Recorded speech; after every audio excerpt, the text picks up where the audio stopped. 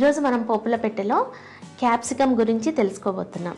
అయితే క్యాప్సికంలో మనకు చాలా రకాలైనటువంటి వెరైటీస్ అంటే కలర్స్ వస్తాయి కదా, ఎల్లో కలరు ఇది, తర్వాత రెడ్, దీంట్లో చాలా చూస్తూ ఉంటాం. అయితే మనకు తరచు దొరికేది మాత్రం గ్రీన్ కలరే.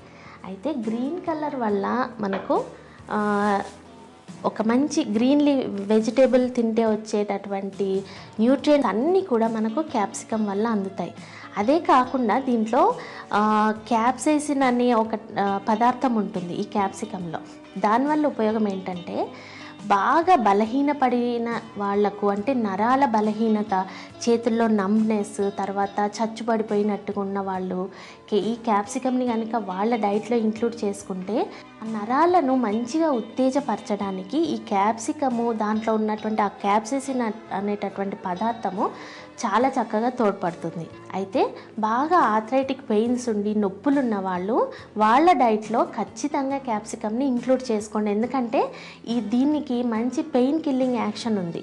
అయితే అటువంటి వాళ్ళు ఏం చేయొచ్చు అని అంటే అప్పుడప్పుడు పచ్చి క్యాప్సికమ్ను పేస్ట్ లాగా చేసుకొని ఒక కప్లో వేసుకొని ఉట్టిది తినడానికి ప్రయత్నించండి. దానివల్ల మీకు ఈ మోకాళ్ళ వాపులు కానీ, లేకపోతే రుమాటిజం వల్ల కూడా మనకు ప్రతి కీలు వాస్తూ ఉంటుంది. దీన్నే కీళ్ళవాతం అంటుంటాం కదా.